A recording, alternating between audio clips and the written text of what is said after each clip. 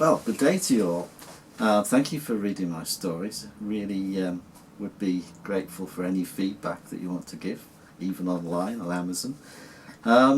I guess the influences when I write really come from my childhood. I loved reading stories as a child. I loved writing them as well.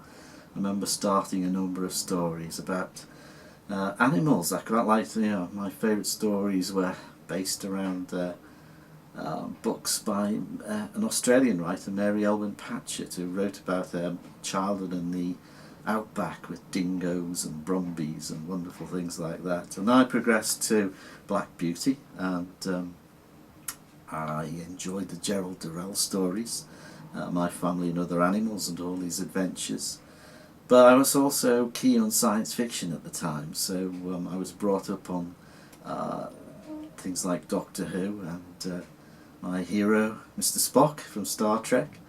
And so there's a lot of influences, but I loved fairy tales as well, the fascination of some of the strange things. And I guess if you read The Cleaner, you'll know that there's some of that element in there as well.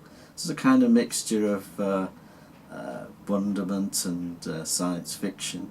And I guess as I grew up I learned about romance as well. I didn't read Jane Eyre until I was a teenager, and what a wonderful story that was. And so there's lots of influences. So although perhaps primarily the genre I write for is science fiction, there's a lot of other things mixed in there, which led to my one review on Amazon. It was a dear friend, Catherine Moore, who sadly died of cancer about a year ago. She wrote fairy tales for adults, and I thought, yeah, maybe that's what they are. But why short stories? Why not a novel? Well, I've got a couple of novels I'm working on, but whether they'll actually see the light of day, I don't know. But I started with short stories because I joined a writers group. Most of the people in the writers group had been on a creative writing course, and I hadn't, but I didn't really feel the need to do that. Clearly, if you want to write for the public, for fame and fortune, it's quite a different to what I do. I wrote because I wanted to write. I wanted to share something of myself, my journey, my story. In some ways I see myself as a painter with words, and my favourite painter is Turner. So you'll not find detailed descriptions, you'll not find a constable painstakingly highlighting the smaller details. I like to use the broad brush strokes. Sometimes my characters don't even have names, let alone what they look like exactly. Because I know, like I do when I read a story, you can fill those in your mind. You will see people in your heads. You will see those characters. And based on what happens to them, what they do, where they are.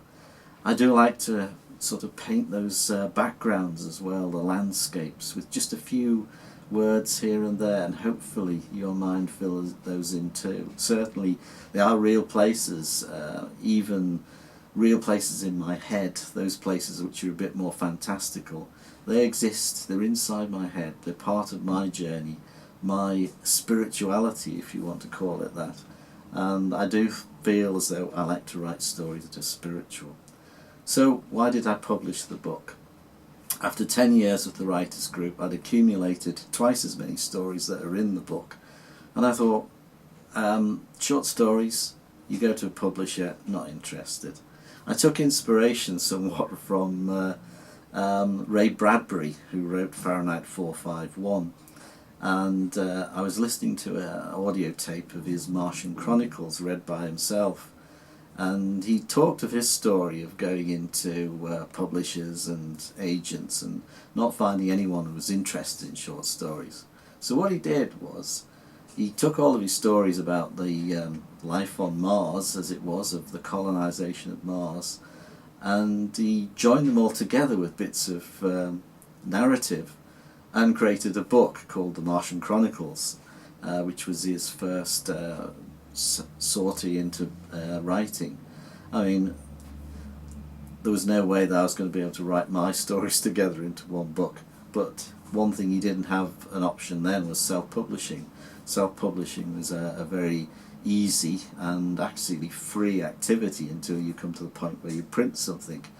So I thought, working in IT, being in IT for 34 years, maybe that stopped me writing all the things I'd like to do. But along the way, I've got a lovely wife who's my soulmate. I've got 3 children, so I'm not complaining. And here's an opportunity now to publish these things that have kind of wanted to come out of me for so many years. So when I look at what I write, I'm aware that I love people like J.K. Rowling and their ability to put together a fantastic story over a period of time and a plot. It's not where I write. I sit down and it's almost like a stream of consciousness. I start writing, I sometimes don't even know where I'm going till I've finished. And that's part of the enjoyment of the story.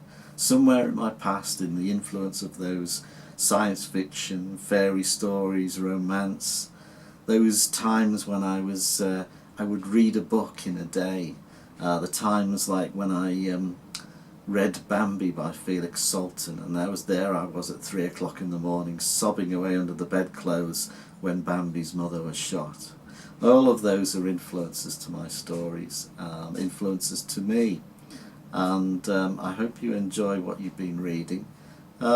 In particular, you'll find that those meld of romance and science fiction and just plain story, fairy story, is probably one of my favourite stories. Is The Cleaner. That arose because somebody said on our writers group, write a story about a cleaner, and I thought, I don't know what to write about a cleaner. So I sat down, started writing, and the story developed. And somehow Beauty and the Beast, technology which considers that a day in the future where we might entrust the running of our world to computers, but a computer that runs the world would have to have some element of humanity in it. What would that humanity look like? Would it have just the best things of humanity, or would be the darker sides there? And how would those pan out when you met something that was pure and beautiful? And I just wrote the story, so I hope you enjoyed it. And I don't feel as though I've got an awful lot more to say, so I'll stop now. I'd love to answer your questions, so please, if you want to email me, and I will reply to those. So the email address is samdennis, 2 N's and 2 S's, so it's SAMDENNISS @gmail.com. Thank you for listening, thank you for reading. I hope you enjoy.